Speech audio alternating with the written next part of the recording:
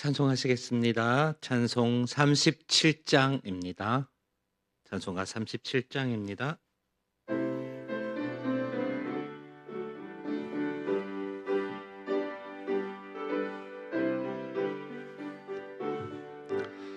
주 예수 이름 높이여 다 찬양하여라,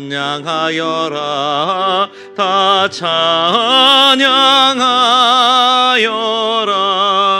금멸류관을 들여서 만유의 주를 찬양하세. 찬양 찬양 찬양 만유의 주 찬양. 주 예수 당한 고난을 못 잊을 죄이나 못 잊을 죄이나 내 귀한 몸에 바쳐서 만유의 주를 찬양하세.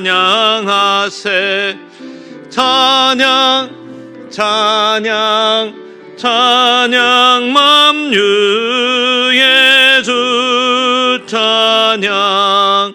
이 지구 위에 거하는 온 세상 사람들, 온 세상 사람들, 무궁신 위엄 높여서 만유의 주를 찬양하세. 찬양 찬양 찬양 만유의 주 찬양. 주 믿는 성도 다 함께 주 앞에 엎드려, 주 앞에 엎드려 무궁함 노래 불러서 만유의 주를 찬양하세. 찬양 찬양 찬양 만유의 주 찬양. 아멘. 79장 찬송하시겠습니다.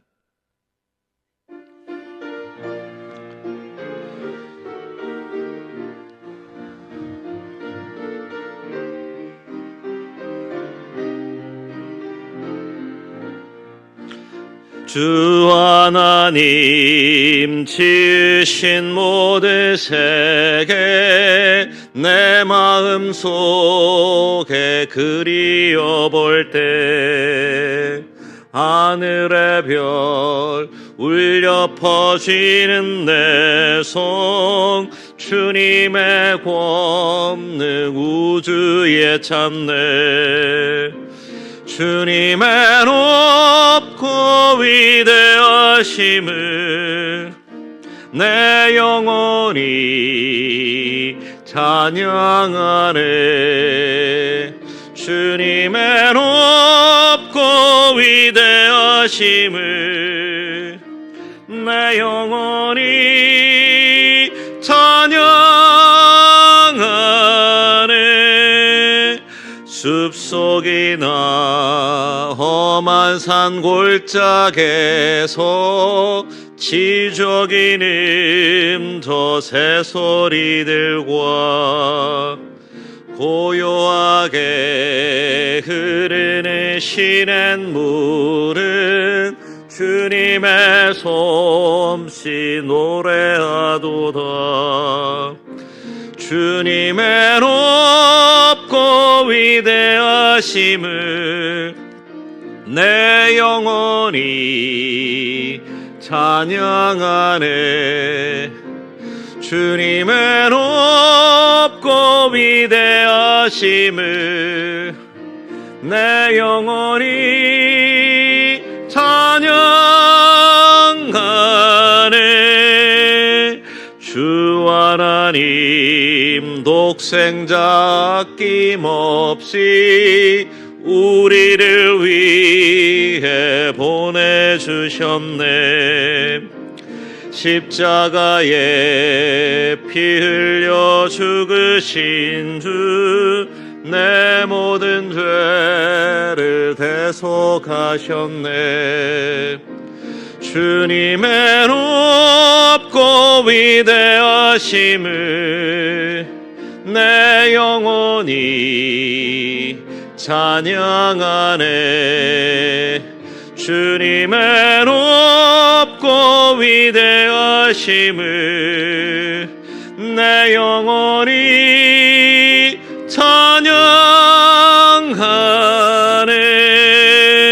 내 주 예수 세상에 다시 올 때 저 천국으로 날 인도하리.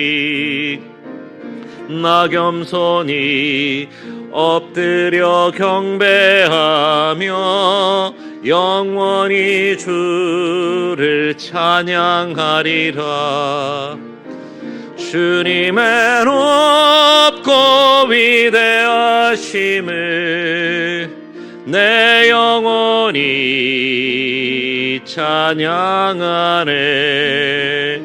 주님의 높고 위대하심을 내 영혼이 찬양하네.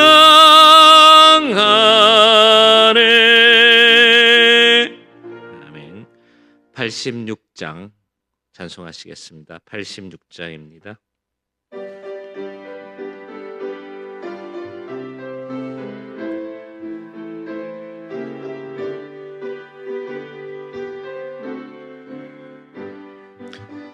내가 늘 의지하는 예수, 나의 상처 입은 심령을 불쌍하게 여기사 위로하여 주시니 미쁘심 나의 좋은 친구. 내가 의지하는 예수, 나의 사모하는 친구. 나의 기도 들으사 응답하여 주시니 미쁘심 나의 좋은 친구. 주의 손 의지하고 살 때 나를 해할 자가 없도다. 주님 나의 마음을 크게 위로하시니 미쁘심 나의 좋은 친구. 내가 의지하는 예수, 나의 사모하는 친구. 나의 기도 들으사 응답하여 주시니 미쁘심 나의 좋은 친구. 내가 요단강 건너가며 마음이 두려워서 떨 때도 주가 인도하시니 어찌 두려워하랴. 미쁘심 나의 좋은 친구. 내가 의지하는 예수, 나의 사모하는 친구. 나의 기도 들으사 응답하여 주시니 미쁘심 나의 좋은 친구. 이후 천국에 올라가서 모든 성도들과 다 함께 우리들을 구하신 주를 찬양하리라. 미쁘심 나의 좋은 친구, 내가 의지하는 예수, 나의 사모하는 친, 나의 기도들을 사응답하여 주시니 미쁘심 나의 좋은 친구. 아멘. 395장 찬송하시겠습니다.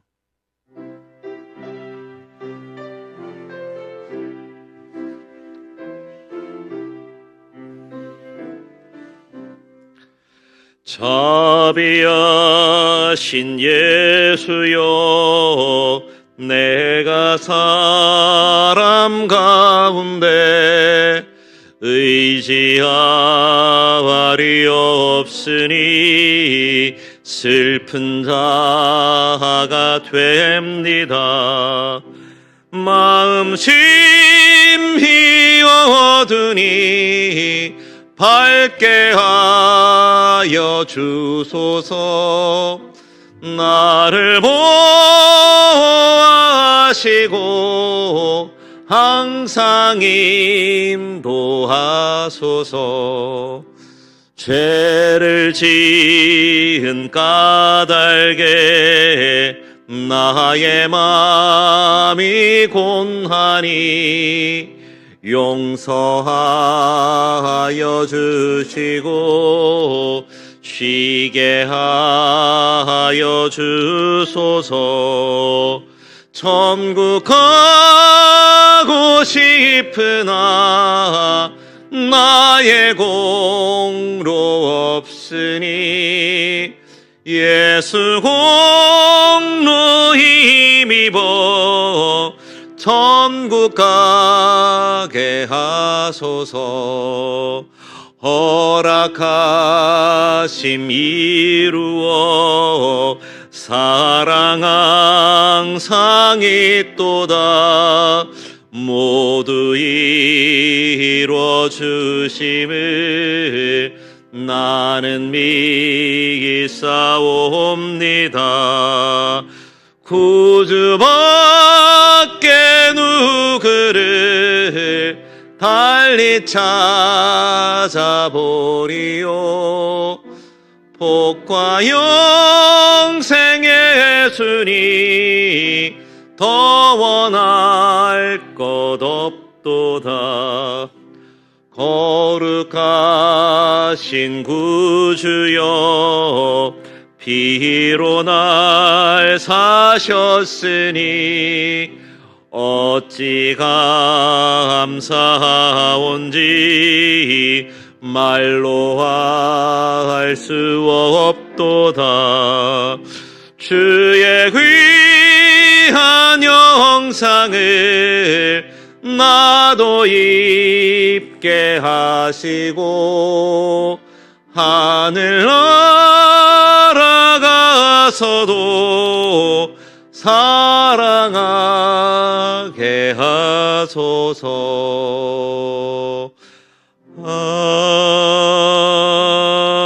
아멘.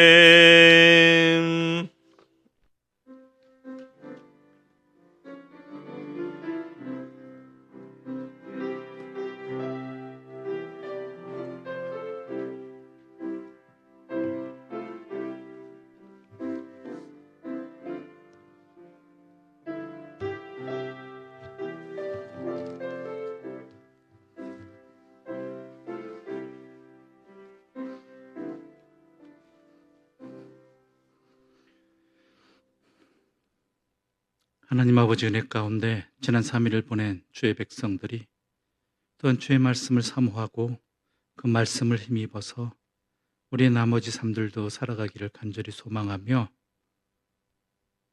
이 수요일 저녁 함께 모였습니다. 이 말씀을 통해서 우리가 이 말씀을 더욱 깊이 깨닫게 해주시고 주님을 향한 믿음이 깊어지게 해주시고 주의 성령의 인도하심을 따라서 이 말씀이 내 삶을 변화시키게 하여 주시옵소서. 이 말씀을 듣고도 우리가 오늘 또 하나님 함께 읽을 누가복음의 사람들처럼 깨닫지 못하거나 아니면 자기 속에 사로잡혀서 응답하지 못하는 어리석은 자가 되지 않도록 주여 우리를 불쌍히 여겨주시고 우리에게 은혜를 베풀어 주시옵소서. 예수님의 이름으로 기도드립니다. 아멘.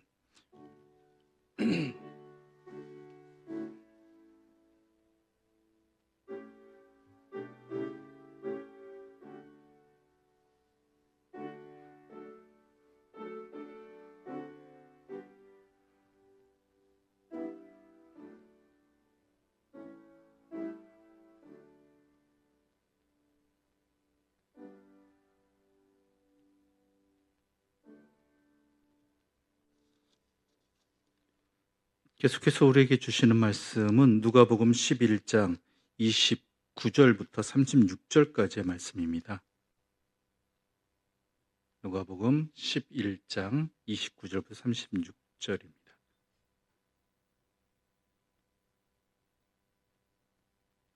한 절씩 나눠 읽도록 하겠습니다. 우리가 모였을 때 예수께서 말씀하시되 이 세대는 악한 세대라 표적을 구하되 요나의 표적밖에는 보일 표적이 없나니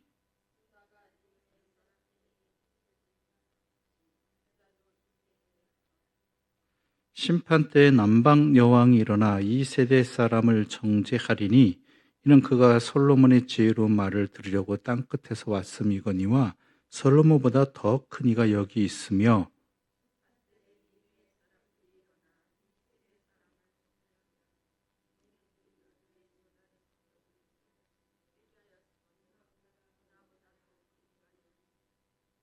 누구든지 등불을 켜서 속에나 말 아래 두지 아니하고 등경 위에 두나니 이는 들어가는 자로 그 빛을 보게 하려 함이라.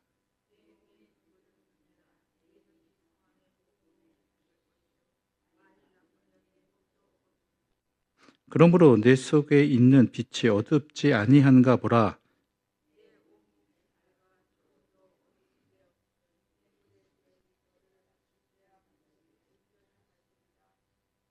아멘. 오늘 이야기는 예수님께서 말 못하는 사람을 고쳐주신, 그 말 못하는 사람의 귀신을 쫓아내신 사건 속에서 계속 이어지는 내용이지요. 이 사람으로서는 굉장히 복된 일이지만 예수님으로서는 속 터지는 일이 발생했죠. 이 기적의 자리에 함께했던 사람들이, 특히 바리새인들과 서기관들 같은 경우는 예수님의 이 일이 귀신의 왕 바알세불의 능력을 힘입어서, 즉 바알세불의 하수인이다라는 그러한 판단을 내려버렸고요. 또 다른 한 무리는 어땠습니까? 다른 표적을, 그 목적이 예수를 시험하여서 다른 표적을 또한 구했다라는 것이죠.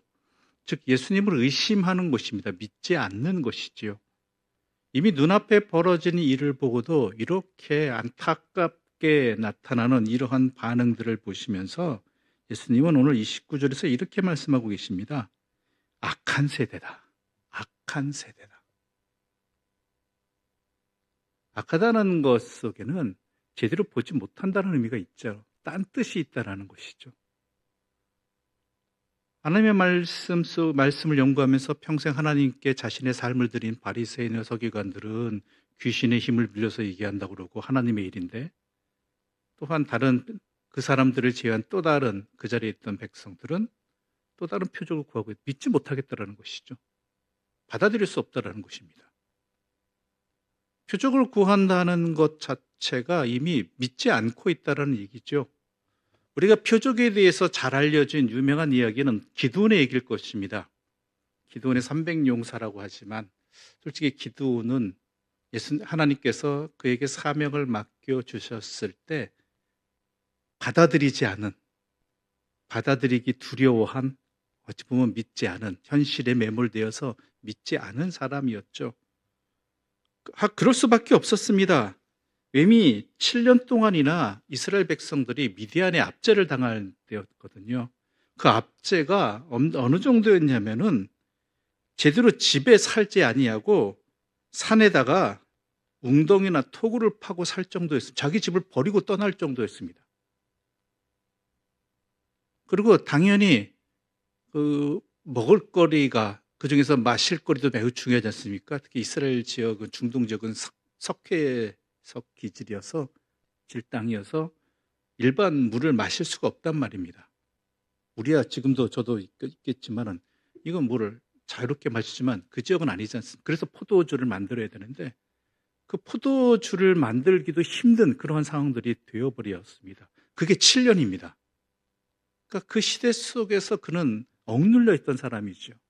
그럼 그에게 하나님께서 나타나셔서 하나님께서 찾으셨죠. 그를 사용하시겠다고. 그러자 기드온은 하나님께서 나를 부르신 게 맞다라면 표적을 보여달라고, 표징을 보여달라고 이야기합니다. 그러자 여호와의 사자가 바위 위에다가 염소 새끼와 무교병을 올려놓고 그 위에다가 국을 부으라고 그러죠. 그래서 여호와의 사자가 그 다음에 기드온이 그렇게 행한 다음에는 기드온이 지팡이를 내밀었더니 그 바위에서 불이 나와가지고 고기와 무교병을 불살라 버립니다. 표적이죠. 하나님의 사자라는, 하나님의 뜻이라는. 그런데도 믿지 못한 것이죠. 그래서 우리가 잘 알고 있는 유명한 또한 징표를 구하죠. 하나님께 기도하죠. 양털 한 뭉텅이를 타작마당에 둘 테니까 이슬이 양털에만 있고 주변 땅은 마르게 해주십시오. 하나님 들어주셨죠? 그대로 이루어졌죠. 근데도 안 믿어요. 왜냐하면 사람 참 변화되기가 그렇게 힘든 것 같습니다. 7년이라는 세월 때문에 그런 것인지 아니면 기도원의 성정 때문인지는 잘 모르겠습니다. 아무튼간 두 번째 기적이잖아요. 엄밀히 말하자면 무교병과 또한 고기가 다 불이 살라졌던 그 일에 이어서, 그래서 또다시 그 전날과 반대되는, 그러면 양털은 빼고 다른 데만 다 적게 해주십시오. 그대로 있었다라는 것이죠.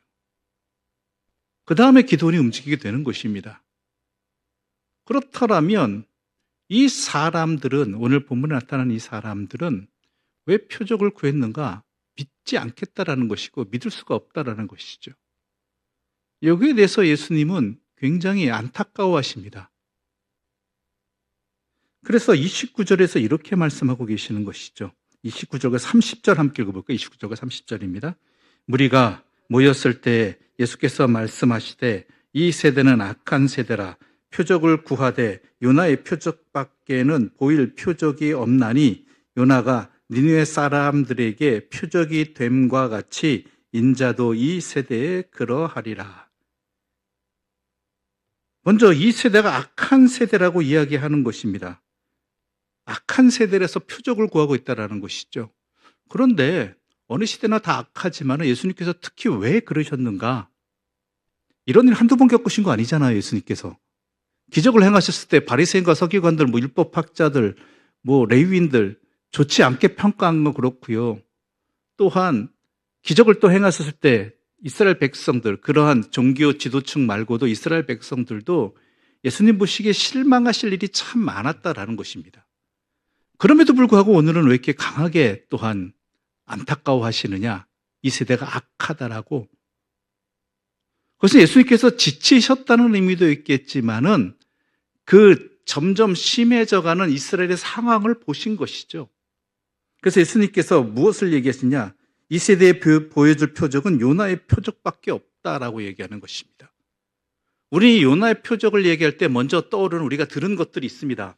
왜 예수님께서 요나의 표적을 이야기하셨는가? 그것은 우리가 너무나 잘 알고 계시다시피 요나가 싫어했잖아요. 하나님 말씀을 따르기를. 그래서 니느웨로 가라는 말 안 듣고 다시스로 도망가려고 하죠. 전혀 반대쪽입니다.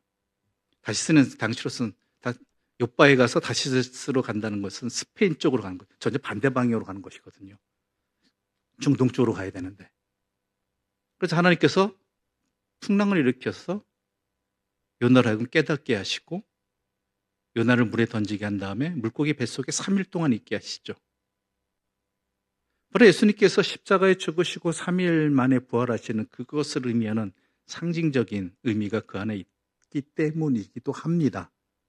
그런데 더 중요한 의미가 있습니다. 요나가 물고기 뱃속에 3일 만에 배 터진 곳이 어디였습니까? 도로 니느웨가 되는 거예요. 아시리아 지방, 아시리아 국가라는. 근데 이 아시리아의 니느웨는 굉장히 거대한 도시였습니다. 당시로서는 어느 정도였냐면요. 길이가, 이 니느웨라는 도시가요, 길이가 50km랍니다. 길이가, 이쪽에서 이쪽 끝까지 길이가. 근데 서울이 길이가요, 동서의 길이가 38km입니다. 그 당시로서는 엄청난 거죠. 50km. 그 옛날인데. 인구수도 그렇게 우리나라 같이 비교할 수 없은, 많지도 않은 그런 시대였는데요. 물론 폭은 작습니다. 폭은 16km였다 보니까 서울은 동그랗잖아요. 서울은 거의 30km 폭이. 38km, 30km라고 하는데 이건 50km, 16km니까. 아무튼 거대한 도시죠. 거기에 하나님의 말씀을 전하는데 요나가 니느웨에 어떻게 전했는지 아시죠? 하기 싫어 죽으려고 하는 걸 근데 억지로 하는 거죠. 예? 열성적으로 전한 것도 아닙니다. 들으면 들으라고, 말면 말라. 그 속셈은 어디 있었어요? 망했으면 좋겠다예요. 여전히 망했으면 좋겠다예요. 그래서 3분의 1도 안 했다 그러죠. 그래서 성의 없게 전했다는 말이에요. 근데도 니느웨의 반응은 어땠습니까? 엄청난 반응이었죠. 회개했잖아요. 요나의 말을 듣고. 그 회개가 어느 정도였냐면요. 가축까지도, 함께 거하는 동물들까지 다 회개시킬 정도로. 같이 지내는 짐승에게까지 베옷을 입혔다고 합니다. 그게 니느웨 사람들이었어요. 요나로서는 그냥 어쩔 수 없이 그냥 형식적으로 한 것, 형식보다는 그래도 좀 했겠죠, 그래도. 마지못해 그렇지, 그리고 언제 망하나 이러고 보고 있는 건데. 결론은 뭐잖아요. 이 사람이 이 말을 듣고, 이 사람들이 이 전하는 하나님의 말씀을 듣고 돌이키는 게 아니라 난 할 거 했고, 그럼 망했으면 좋겠다고 기다리고 있었잖아요. 왜 안 망하나. 그런데요, 요나의 이러한, 죄송한 표현이지만 무성의한 말을 듣고도 니느웨 사람들이 그 엄청난, 아까도 말씀드렸죠? 길이가 50km, 16km인 그거다 세계 그 당시 강대국의 그 수도가 완전히 다 뒤집어졌는 회개했는데 말씀 그 자체이신 분이 오셨잖아요. 예수님의 말씀 그 자체이시잖아요. 그렇죠? 그리고 예수님께서 마지 못해 하셨습니까? 아니잖아요. 온 정성을 다해서 말씀 그 자체이신 분께서 말로만 하는 것이 아니라, 물론 예수님이 그 말씀 그 자체가 능력이 있으시지만은 기적도 행하시고 고쳐주시기도 하시고 하면서 어느 일정 구역만 간 게 아니라 잠깐만 한 게 아니라 전체를 다 돌아다니면서 하셨단 말이에요.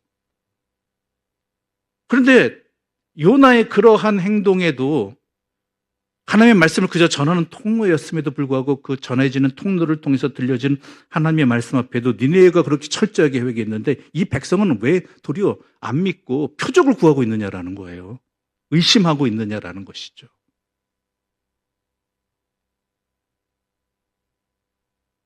그러니 예수님께서 얼마나 속 터지시겠습니까? 얼마나 답답하시겠어요? 그래서 32절에서 이렇게 말하고 있습니다. 32절 함께 읽어볼까요? 32절 말씀입니다.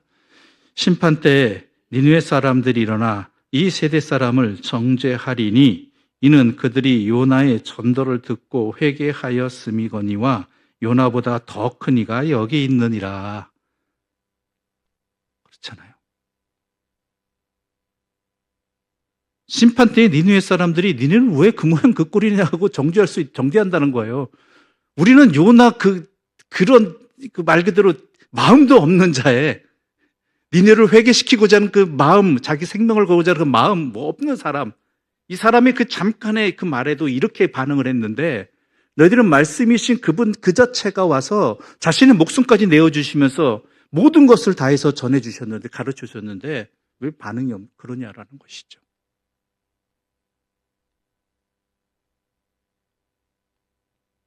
너희들은 뭐냐라는 것이죠. 니네 사람들이. 그럴 정도로 악하다는 것이죠. 웨너보다 더 큰 이가 오셨는데, 말씀 그 자체이신 분이 오셨는데. 그뿐만 아닙니다. 덧붙여 설명하시는 것이 31절이지요. 우리 함께 읽어보겠습니다. 31절입니다. 심판 때 남방 여왕이 일어나 이 세대 사람을 정죄하리니 이는 그가 솔로몬의 지혜로운 말을 들으려고 땅 끝에서 왔음이거니와 솔로몬보다 더 큰 이가 여기 있으며. 솔로몬의 지혜를 들으려고 남방의 여왕이 찾아와서 그 지혜를 듣고 그 삶을 돌이켰는데, 지혜 그 자체이신 분이 오셨는데 함께 있으시면서 여러 가지 표적들을 행하시고 말씀으로 하셨는데, 남방 여인은 솔로몬의 그 지혜를 듣고도 그렇게 돌이켰는데 당신들은 뭐냐라는 것입니다. 그러니까 악한 세대라고 말할 수밖에 없는 것이죠. 진짜 악한 세대죠.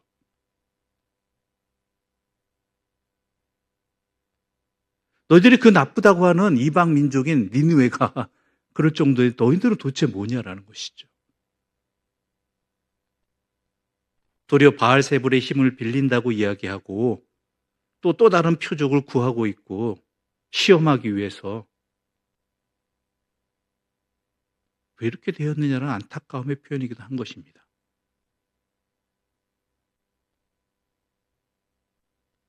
엄밀히 말하자면 이들에게 있어서는 전에 시간에도 얘기했지만 신앙생활하는 목적이 자기를 위한 거예요. 자기를 위한 거. 물론 우리 신앙생활은 다 자기를 위한 것이죠. 그런데 여기서 말하는 자기라는 것은요, 목적이 자기의 뜻에 있다라는 것입니다. 바리새인들 같은 경우도 우리가 예를 지난 시간에 들었지 않습니까? 그들이 금식하고 기도하고 구제하는 목적이 어디 있어요? 하나님 뜻대로 살기 위해서가 아니에요. 그것을 통해서 자기를 드러내기 위해서예요. 자기를 높이기 위해서. 사람들로부터 인정받기 위해서라는 것이죠.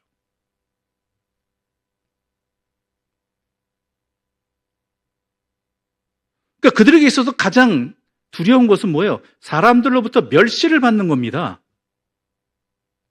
하나님으로부터 꾸중을 듣는 게 두려운 게 아니라 사람들로부터 인정을 받지 않는 게 두려운 것이죠. 그러니까 마음이 하나님께 가 있지 않다라는 것입니다. 하나님의 말씀을 평생 동안 붙들고 그 말씀대로 살아가고자 결단한 사람들이었지만,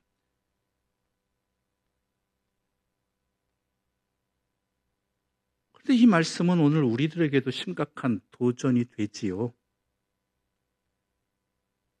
물론 예수님이 직접 안 전해 주셔서 그런지 모르겠습니다. 그러나 우리에게 얼마나 많은 말씀들이 얼마나 많이 들려주고 있고 읽을 수 있고 예전에 비해서는, 그렇죠? 교회 역사 속에서 일반 백성들로 표현하기 저러지만 일반 서민들이 하나님의 말씀을 직접 읽을 수 있게 된 데는 얼마 되지 않았습니다. 종교개혁 때 이후입니다. 그 이전에는 누가 전해줘야지만, 근데 그 전해주는 사람도 제대로 된 사람이 전해줘야 되겠죠. 함부로 읽을 수 없는 하나님의 말씀이었거든요. 번역도 못하게 했으니까요.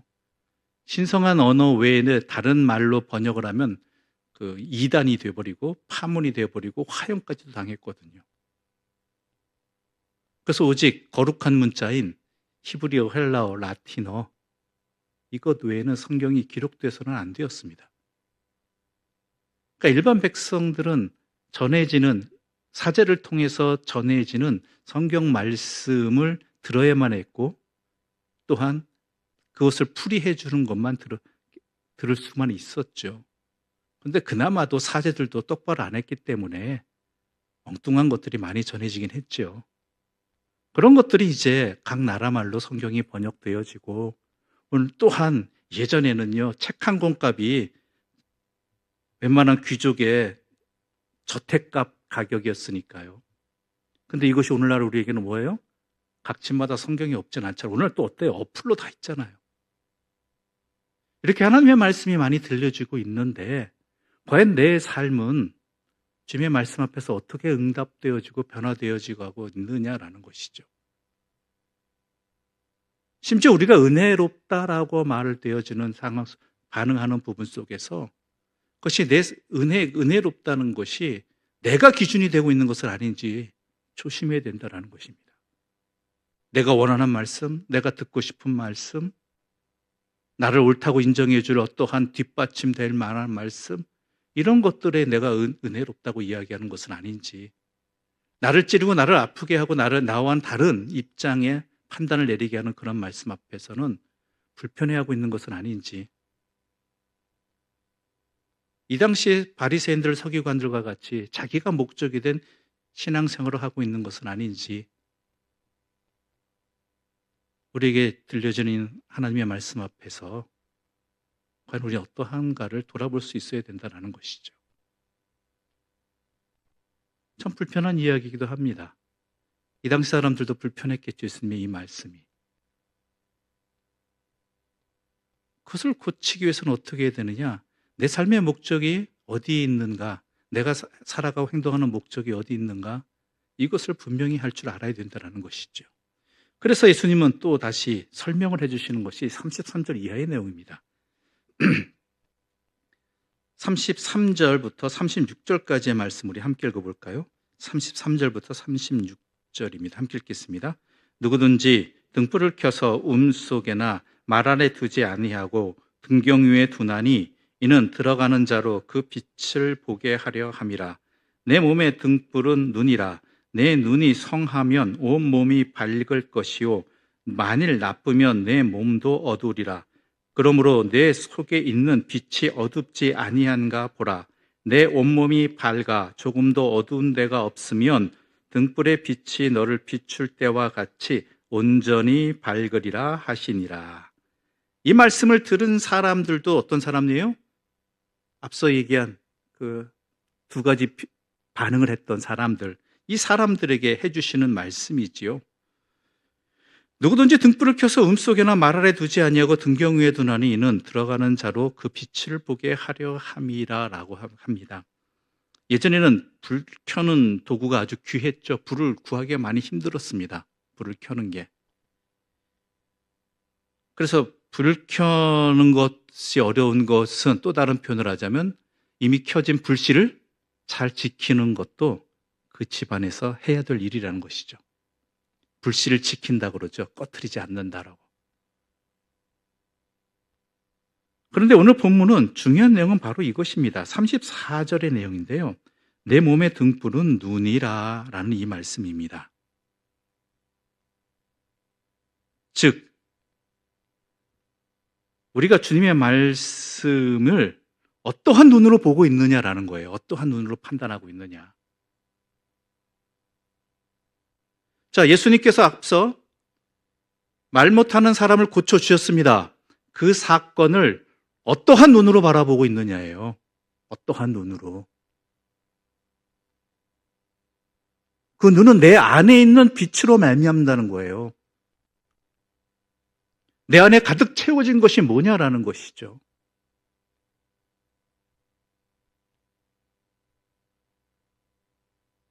내 눈이 제대로 보게 된다면 성하면이라고 표현하고 있죠. 3절을 보게 되면 성하면. 또 3절 그 각주 아래 보게 되면 뭐라고 했습니까? 헬라어로 순전하면 온몸이 밝을 것이요.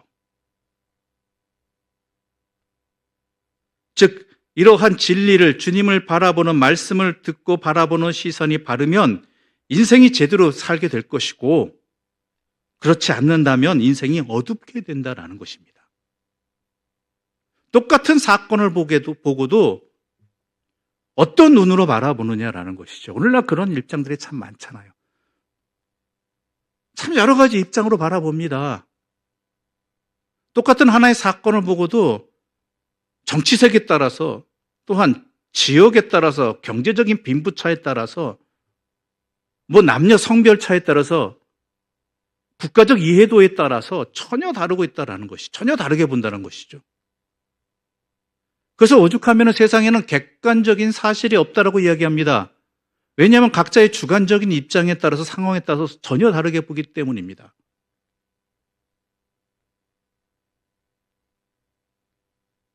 그러므로 우리가 찾아야 될 것은요, 어떠한 객관적인 사실을 찾는 게 그거는 거의 힘들고요. 객관적인 사실은 오늘날 거의 없습니다. 똑같은 현상이라도 해가 뜨고 지는 것조차도 입장에서 다르잖아요. 서로가.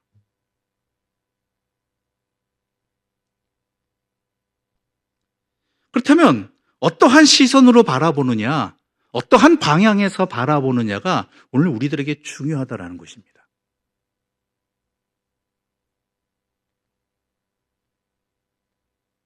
즉 우리 그리스도인들은 어떠한 입장에서 바라봐야 되고 어떠한 시선을 두고 어떠한 방향으로 바라봐야 되는가, 이 사건들을. 오늘 하루가 시작되었습니다.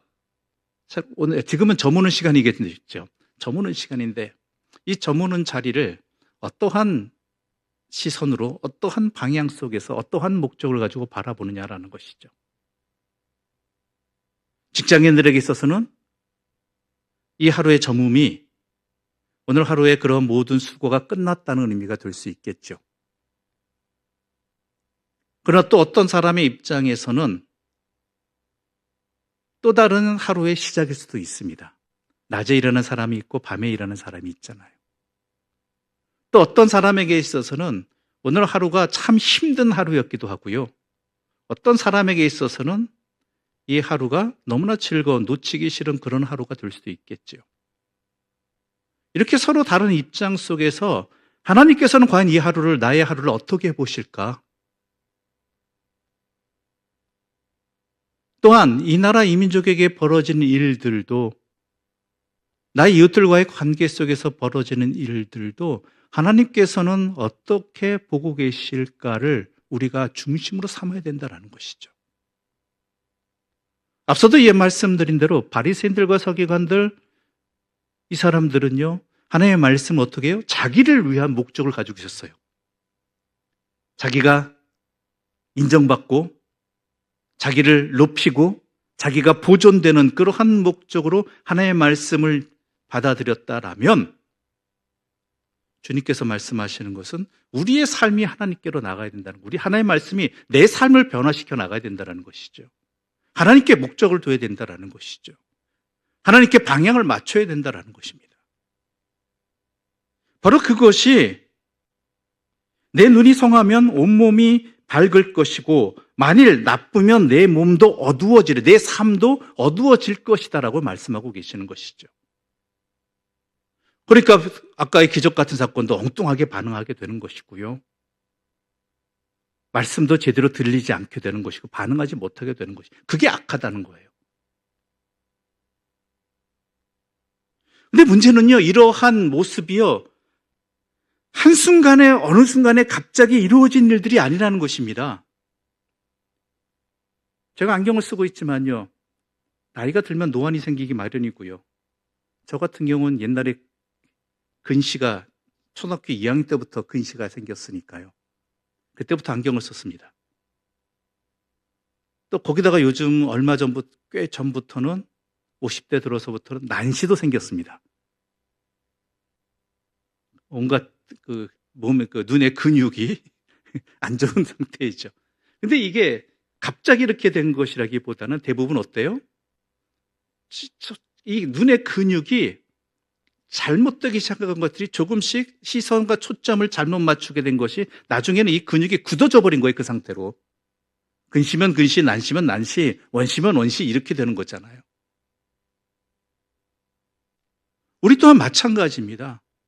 우리가 이렇게 되기까지는 우리의 삶의 시선들이, 그 바라보는 방향의 목적들이 하나님 아닌 다른 것에 목적을 둔, 시선을 둔, 초점을 둔 것들이 내 근육을 그렇게 변화시켰고 제대로 보지 못하게, 그것이 점차 쌓여져 가지고 굳어져 버렸다는 것이거든요.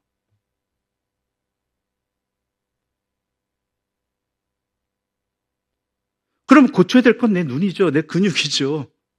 그렇죠. 보이는 게 문제가 아니잖아요.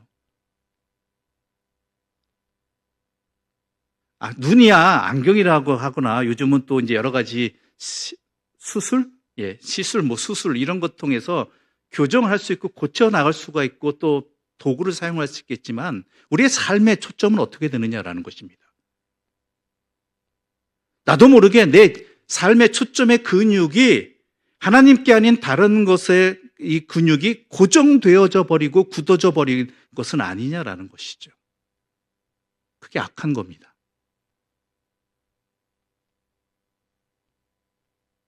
그래서 예수님께서 말씀하시는 거죠. 그러므로 내 35절 보게 되면은 그러므로 내 속에 있는 빛이 어둡지 아니한가 보라. 내 속에 있는 게 뭔지 어떤가 봐라.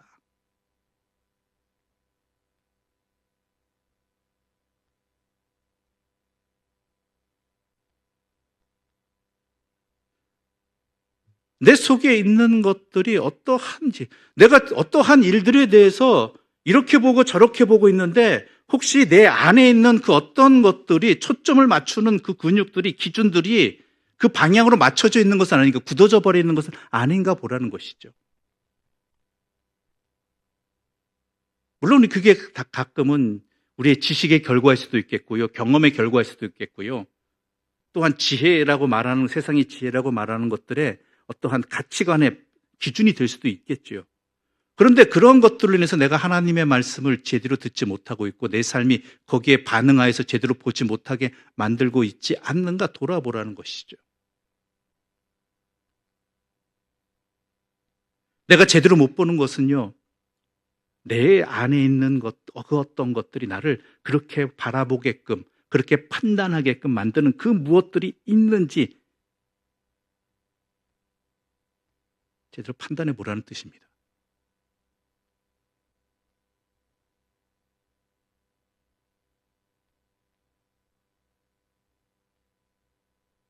과연 어떠하신가요? 여러분들이 사건을 볼 때, 뉴스를 볼 때 그 판단을 하게 되는 그 내 안에 있는 것들은 도대체 뭐가 있을까요? 그로 인해서 하나님의 뜻마저도 헤아리지 못하게 만들어버리는, 제대로 보지 못하게 만들어버리는 그런 것들이 우리 안에 있다라는 것이죠. 이 땅에는 정치색이라는 것들이 들어가겠죠. 그렇죠? 이거를 통해서 하나님의 뜻을 구하는 거기보다는 좌냐 우냐, 아니면은 빈부의 차이, 아니면 나라별로의 어떠한 그런 민족적인 그러한 것들, 물론 부정할 수는 없겠지만 그게 내 모든 것들을 판단하는 기준이 되어버리고 그러한 근육이 굳어져, 그러한 상태로 근육이 굳어져서 모든 것들을 그렇게 바라보고 제대로 보지 못하게 하고 있는 것은 아니냐라는 것입니다. 그러니까 예수님이 기적행해도 뭐라고 그래요?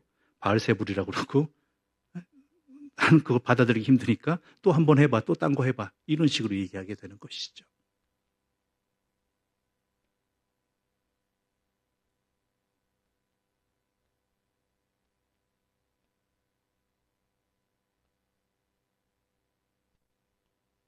그러니까 오랫동안 하나님의 말씀을 들어도 내 삶에 변화가 없고, 또한 내 삶의 여전한 그 삶의 자리는 계속 그 자리를 반복해서 있다라는 것입니다.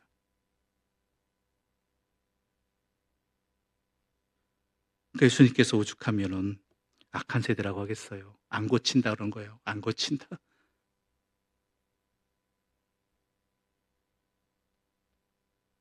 참 이게 사람 바꾸기가 참 그런 거 힘든 것 같아요. 이미 굳어진 근육은 참 바꾸기가 힘든 것 같아요. 그래서 오죽하면 오늘날 시대 속에서 그런 얘기 하지 않습니까? 함께 밥 먹는 자리에서, 만나는 자리에서 몇 가지 이야기들은 하지 말아야 되잖아요. 그렇죠? 그 중에 하나가 정치 이야기죠. 또 명절이 가족들이 모였을 때 결혼하니 안 하니나 문제라든지 이런 세대적 차이로 인해서 다가오는 어떤 갈등들을 피하기 위해서 아예 그런 예민한 문제들은 꺼내지 말아야 된다고 이야기한 것은 안 고쳐진다라는 것입니다. 그게 진리라고 느꼈기 때문이라는 것이죠. 물론 그게 진리일 수도 있겠죠. 오랜 삶의 경험과 역사적 노하우, 체득한 것들의 결과물들일 테니까요. 그러나 그것이 또한 하나님의 말씀마저도 하나님 말씀대로 살아가고 판단하고자 하는 내 삶의 시선조차도 가로막고 있는 것은 아니냐라는 것입니다. 제대로 보지 못하고 있는 것은 아니냐라는 것입니다.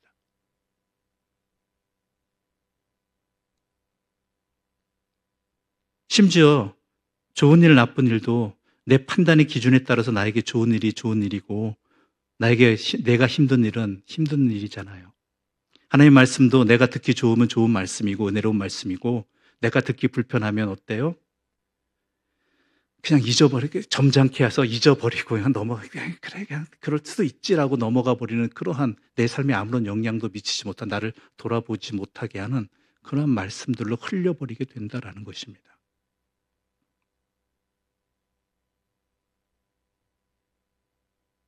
그래서 예수님께서 36절에 이렇게 말씀하고 있습니다. 함께 읽어보겠습니다. 36절입니다. 함께 읽겠습니다.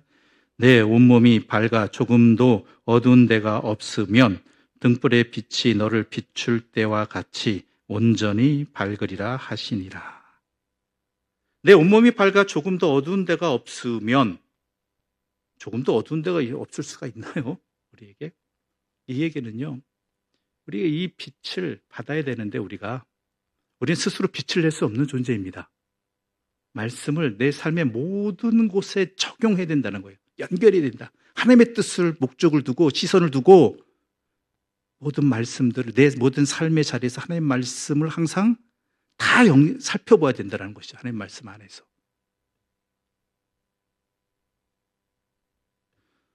우리가 식사기도를 합니다. 왜 식사기도 하시죠? 인사말입니까? 혹시 내가 이 음식을 먹으면서 이 음식을 통해서 이 음식을 나에게 허락해 주시고 이 음식을 통해서 나에게 주시는 하나님의 뜻이 무엇인지 구별하고자 기도하고 계십니까?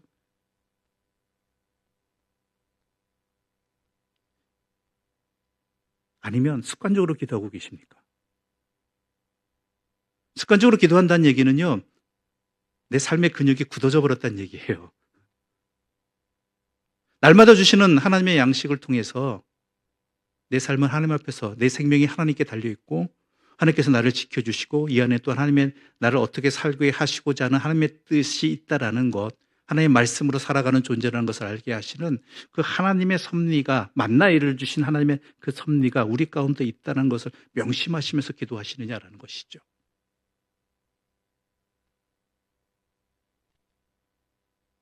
일상에 빠지지 않고 반복되어지는 식사의 자리에서도 그러할진데 다른 삶의 자리에서는 과연 어떠하겠느냐라는 것입니다.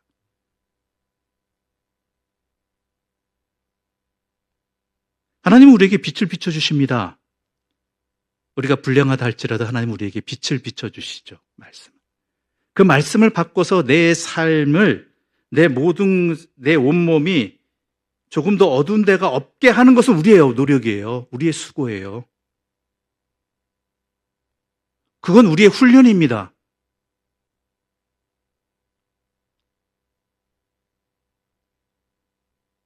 그럴 때 내 안을 돌아볼 수 있을 때 내가 보는 눈이 달라지고요. 내가 보는 눈이 달라지게 되면은 내가 판단하는 기준도 달라지고요. 내가 살아가는 삶이 달라지게 되고 그것을 통해서 다른 사람들이 빛을 보게 되는 거예요. 빛의 사람들이 어떻게 살아가는가. 세상이 왜 저러느냐고, 왜 이렇게 어둡냐고 하는 이유 속, 물론 세상이 어두운 것도 있고 우리가 한탄할 지경도 많습니다. 그런데 내가 그러한 눈으로 바라보고 있는가, 내 자신, 내 안에 이미 어두운 것으로 인해서 그렇게 보여지고 있는 것은 아니냐라는 것이죠.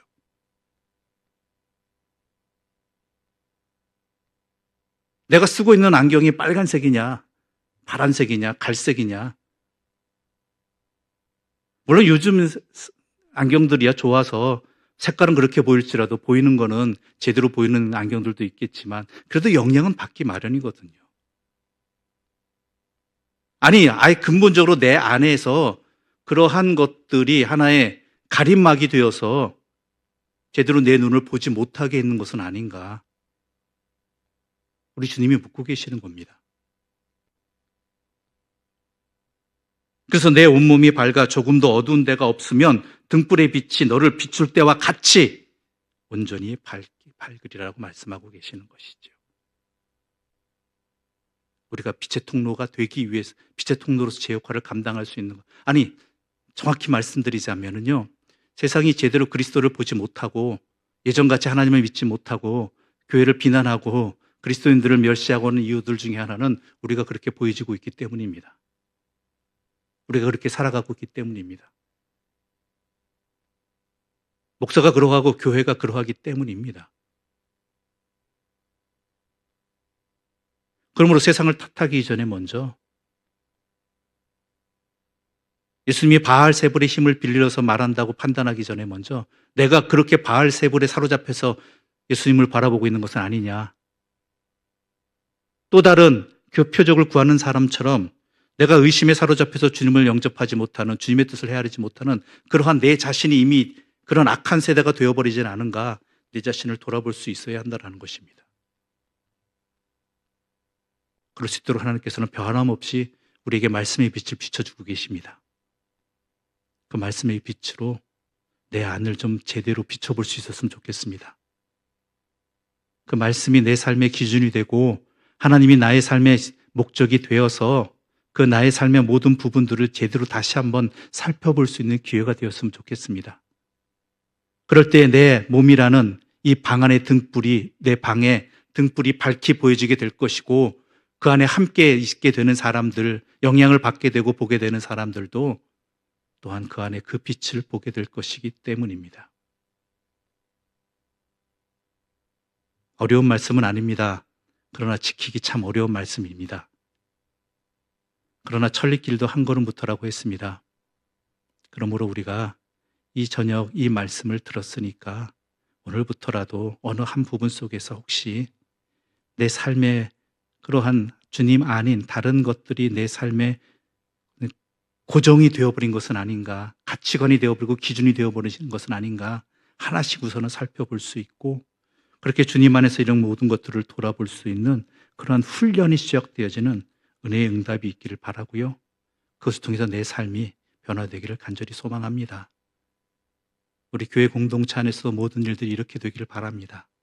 교회 안에서 벌어진 일들도 내가 기준이 아니라 하나님의 뜻 안에서 하나님 말씀대로 행해지고 있느냐 아니냐, 하나님이 기뻐하시는 일이냐 아니냐를 통해서 우리 교회 안의 일들도 함께 돌아볼 수 있을 때 이 일이 인간의 일이 되는 것이 아니라 하나님의 영광을 드러내는 하나님의 뜻이 이루어지는 복된 자리들이 될 것이기 때문입니다.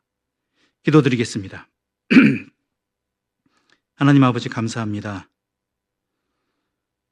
그 자리에 있었습니다. 예수님께서 병든 자를, 말 못하는 사람의 귀신을 쫓아내시는 그 사건을 보고도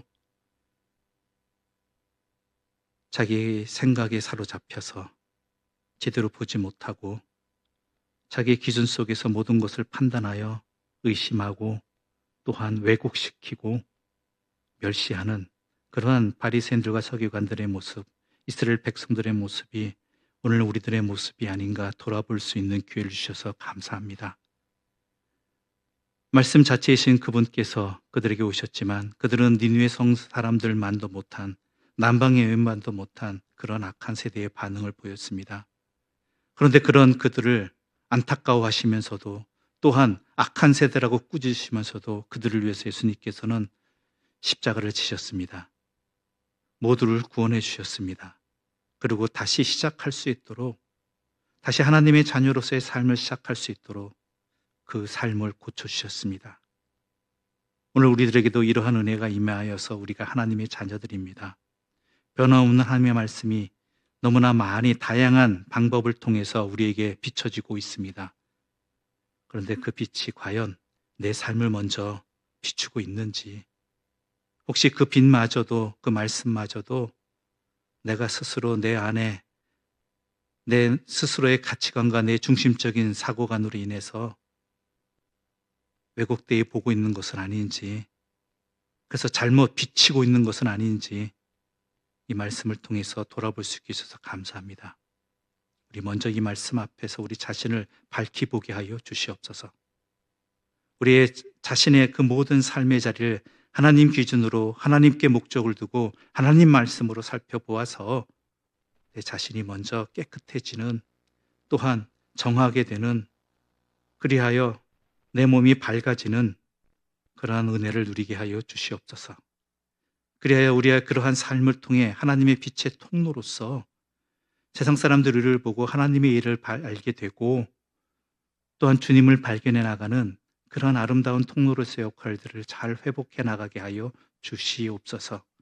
그것이 우리의 기도 제목이 되게 해주시고 우리의 삶의 자리가 되게 하여 주시옵소서. 예수님의 이름으로 기도드립니다. 아멘. 하늘에 계신 우리 아버지, 아버지의 이름을 거룩하게 하시며 아버지의 나라가 오게 하시며 아버지의 뜻이 하늘에서와 같이 땅에서도 이루어지게 하소서. 오늘 우리에게 일용할 양식을 주시고 우리가 우리에게 잘못한 사람을 용서하여 준 것 같이 우리 죄를 용서하여 주시고 우리를 시험에 빠지지 않게 하시고 악에서 구하소서. 나라와 권능과 영광이 영원히 아버지의 것입니다. 아멘.